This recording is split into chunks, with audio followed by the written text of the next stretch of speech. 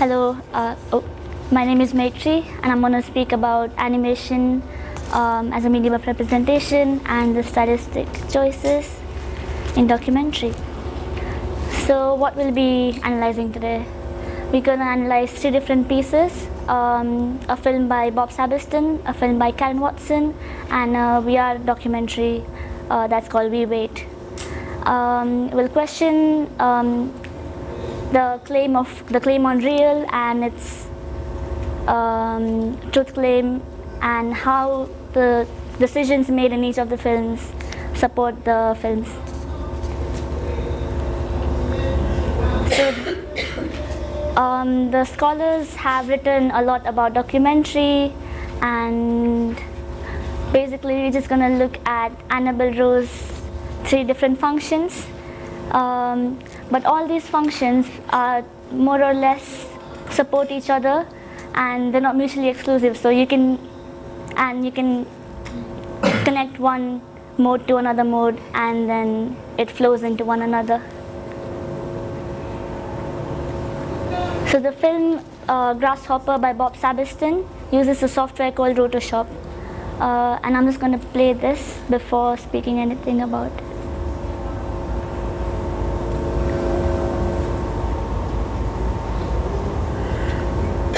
The sound should work. So put this to your car.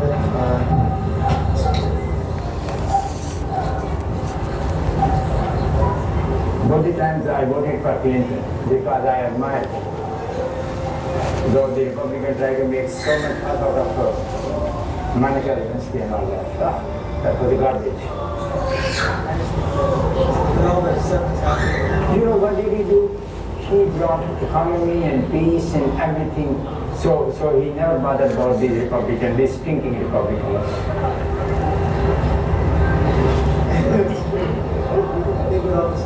He was funny. He now, you know, all over the world, how much respect he has.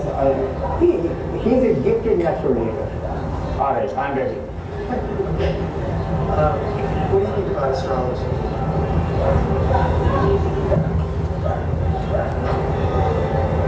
Well, there might be something in it, but the thing is, my concept about life is that life is unpredictable each and every moment.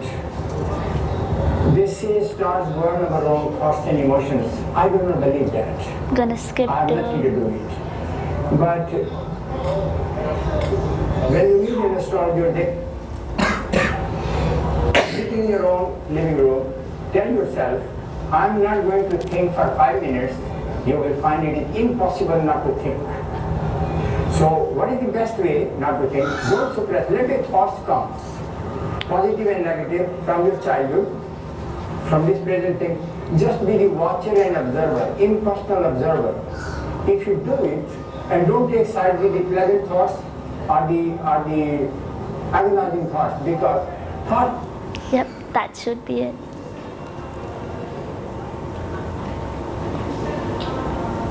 So as we can see in the film, there's different layers and there's a parallax effect created, and it feels like the lines have a life of their own, as if they're sentient. This software, as described by Bob Sabiston himself in an interview, he says the software we use does eliminate the need to draw every single line of every single frame. Instead, the lines and the shapes can be linked across frames and interpolated. This saves time and gives the resulting animation a smoother look than that of traditional rotoscoping. So it's rotoscoping made easier, but the artist does have creative choice, and the artist can edit different lines and different shapes in the software.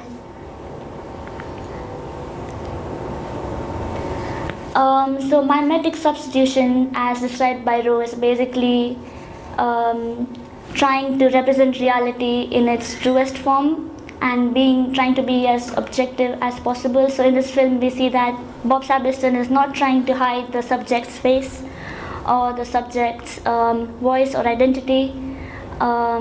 in some of the shots the portrait is very clear and very rendered, very finite. In some shots it's very kind of abstract.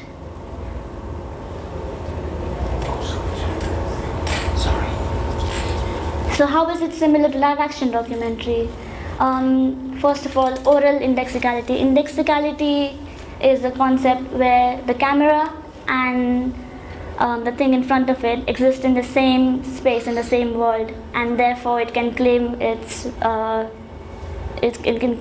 can claim authenticity and can say that it's real. So oral indexicality, so it's like uninterrupted continuous flow of like raw audio. And before this interview started, there was another woman in the shot as well, and we can see that it's a natural progression of the film. It's not as if Bob Sabiston has tried to construct the interview in a sense that it doesn't represent what the subject has to say, so it flows very naturally. Therefore, it's very convincing to the audience and to the viewer that it's believable. So in one of the shots that you saw, he was clipping the microphone to the subject's collar, and here we can see the actual instrument of recording the sound as well, that again claims that it's a documentary. The actual framing of the subjects, like in most of the talking head interviews, you see the subject is in the frame, and it's very similar to that. So Rao clarifies the classification system and initiates a discourse on realism. She says, animation draws attention to itself by virtue of both its visual similarities and differences to film. And by all these factors, this film has reflexive qualities as well. So one of the other scholars, called Bill Nichols, has 6 modes of production, which we'll not go into, but one of the modes is reflexive, and that means it's self-aware of itself. It's not trying to hide the fact that it's a documentary, it's putting it up front that it's a documentary. So this Rotoshop software in itself, because it's not something that is widely known for, it's quite new, and therefore the viewers are kind of like, oh, what is this, like why are the planes moving like so uncannily. And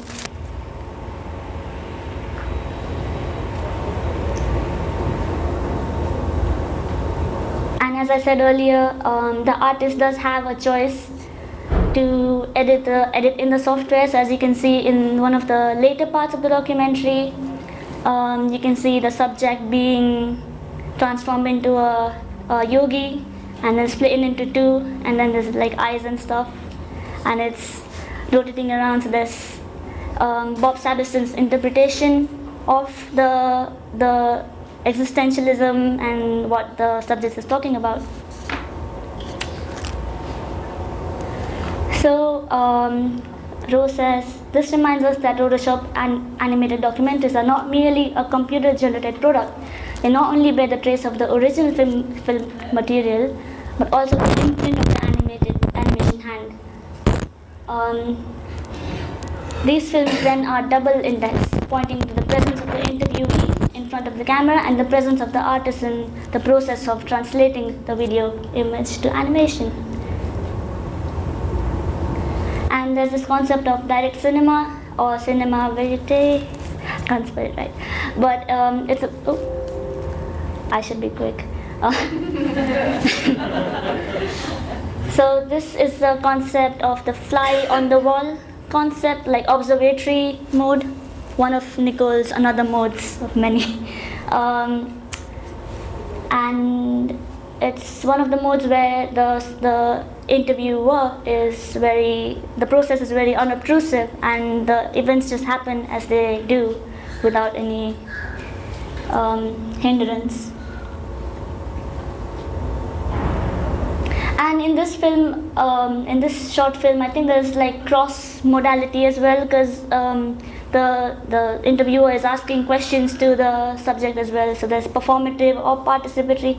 Participatory mode is when you ask questions, but you very limiting. So it's like I'm asking questions, but I'm not telling much about myself. So I think in this interview, Bob Sabiston is not telling much about himself. He's just participating and not performing in the documentary. Yeah. The other film that I'm going to talk about is That Is a Little Bit of Dresden China by Karen Watson, 1988. And I'm going to play the film. That's the trailer.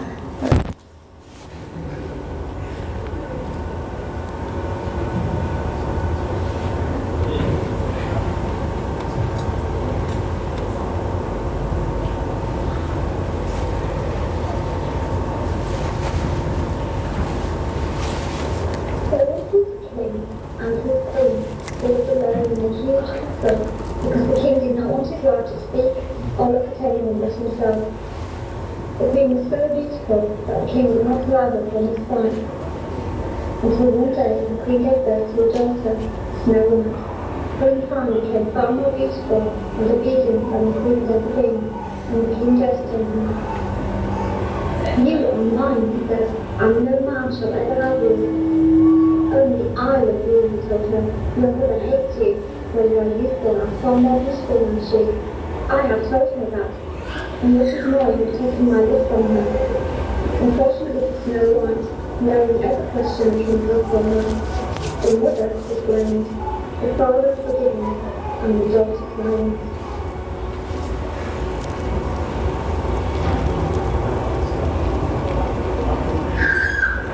Gonna skip a bit further.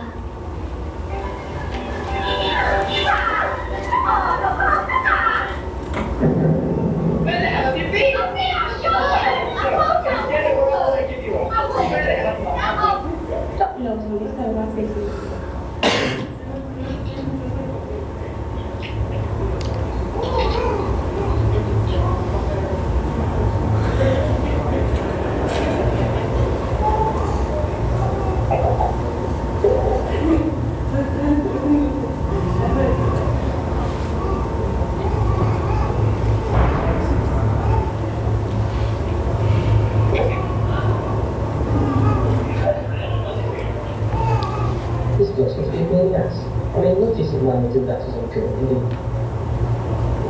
Same as a rate, most of it has your curriculum, remember it? Yeah, but it hurts. I mean, what do I do that, right?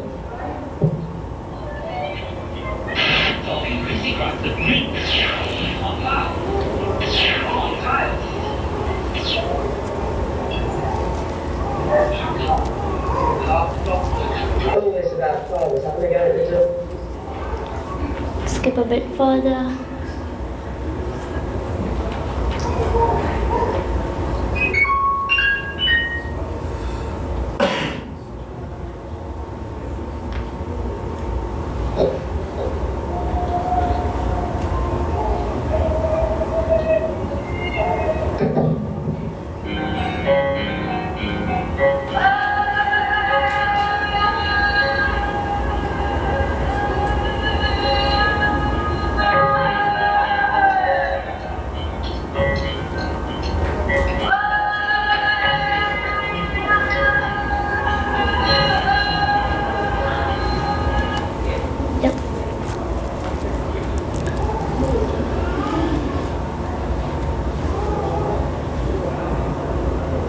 So in this film, as you can see, there's mixed media and stop motion and law for the mediums used. The pacing is changing throughout as well,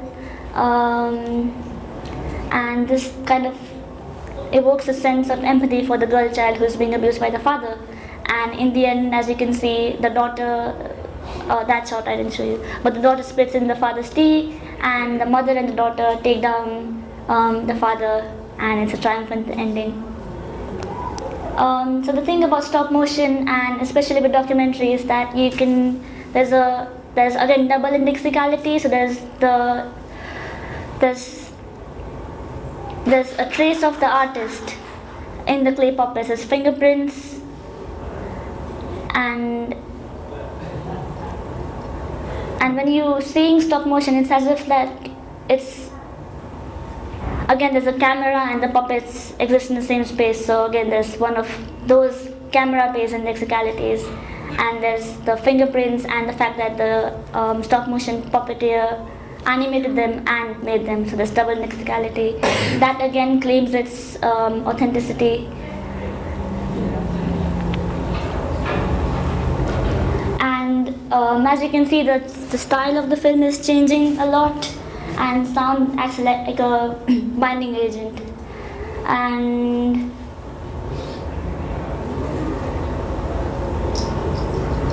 so the composition is very interesting in this film, and the use of material, because the little girl has feathers in her hair, and she's made of delicate materials. The father is made of tin foil and sharp wire-like objects. The mother has a blindfold, which she takes off in the end, and then they take down the father together. So there's a use of metaphor, and that kind of works in favor of the documentary, because she's saying her personal truth, and that cannot be filmed. Like, the emotions that she's feeling cannot be filmed, so it has to be represented by this medium.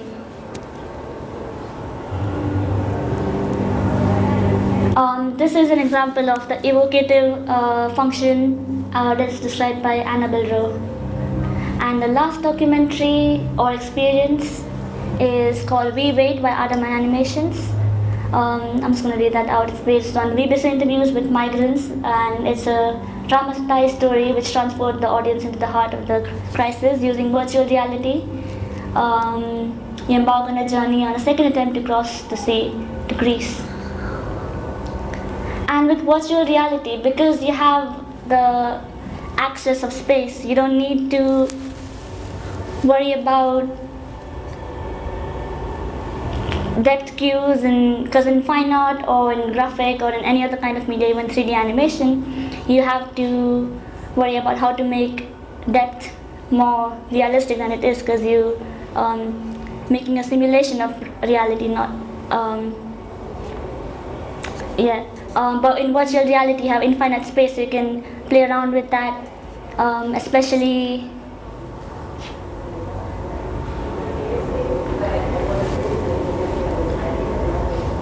sorry, oh, there we go. So that pressure is eliminated or subtracted, as you can read here, subtraction, and that gives the artists to explore more. So that's why the use of low poly characters works in favor of them. Not only that it's easy on the engine, and that the systems wouldn't fail if you load heavy rendered scenes. And this is the VR documentary or a trailer. He's tired. We are all tired.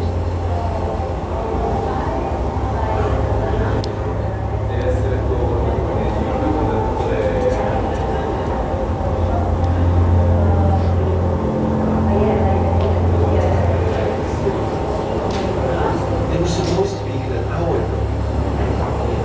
Maybe they don't come.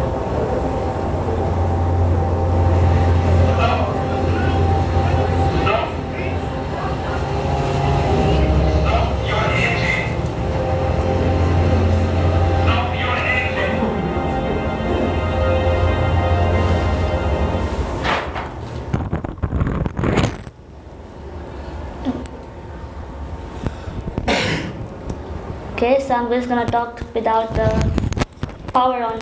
So that was the documentary We Wait.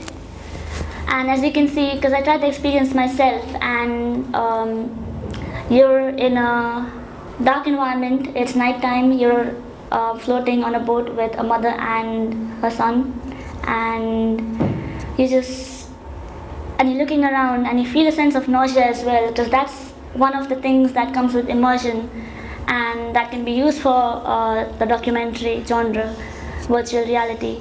And you feel, because the sensors as well, like you have touch controllers where you can feel, like sense when something hits you, or you can feel a sense of vibration. And when the light hits you, like when the lifeguards come to save you, when the light hits you, you actually go do this with your hands. It looks stupid when you have the headset on, but that's how it is. And I think that wraps up the 3 examples that I have. I'm not sure if I'm short on time or... let's see what I had. Yeah.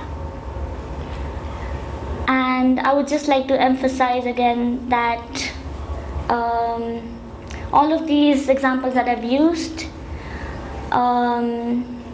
work very well, and they're very different to each other, and the choices that they have made work very well with the claim that they're trying to make, and the authenticity that they're trying to claim. Especially with We Wait, they have used binaural audio, and there was a quote that I can't find, that I can't show you. But binaural audio is, when you put the headset on, it's one of those technical sound terms, where the sound kind of transforms around you and you feel like you're in the space, and you feel like, especially with virtual reality, binaural audio, motion capture. They've used motion capture on low poly assets again, and yes, there's like a heightened sense of immersion, and I think this is paving the way to the future. Thank you.